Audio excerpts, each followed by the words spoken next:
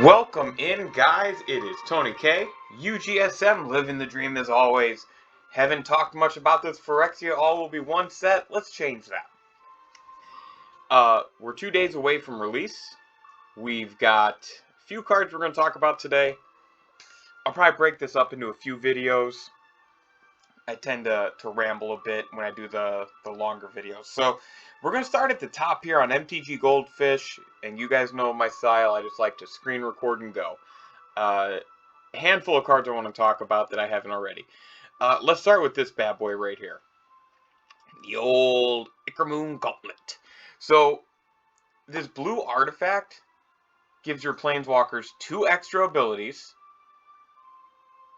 and whenever you cast a non-creature spell, and you can proliferate basically on a single target.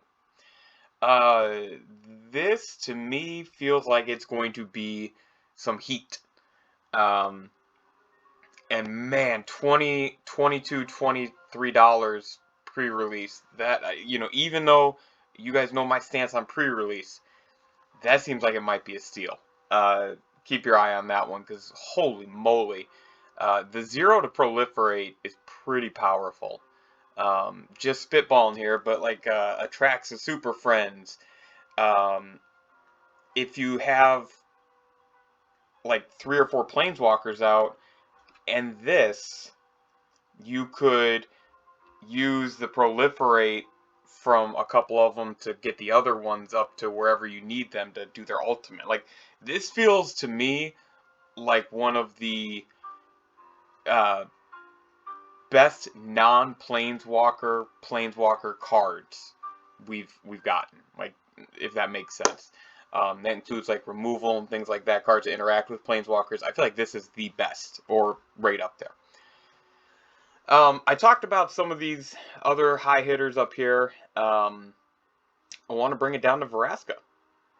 So again, that proliferate, the draw card, that really intrigues me. Her being completed means that we can cheat her out a turn, or a little bit cheaper if we want to.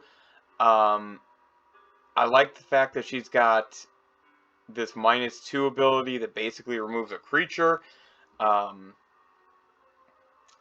9 poison counters, yeah, I mean, if that's the direction you want to go, that'll probably be fun to build around, but like that seems like a lot to get there, in my opinion. So, because I think she'll be a target. This is a card that I think people will target, especially in EDH games, because they don't want to run the risk of, if you're using this, you likely have other ways to do poison plus that proliferate, things like that. But no, I really thought that her first 2 abilities were super, super solid, and I just don't see this being ignored, especially if you get up there and like you just do the 0 and proliferate her, or if maybe you have her in a Super Friends build or something with blue in it as well. Just something to think about. I do like the cycle of dominance that they have. We'll talk about those in another video. Phyrexian Obliterator. Man, I love this card. Super, super solid creature. A little upshadowed, or upstaged here, overshadowed by, the Vindicator, but in Explorer and Pioneer, I love the old Obliterator. Vindicator's not bad though.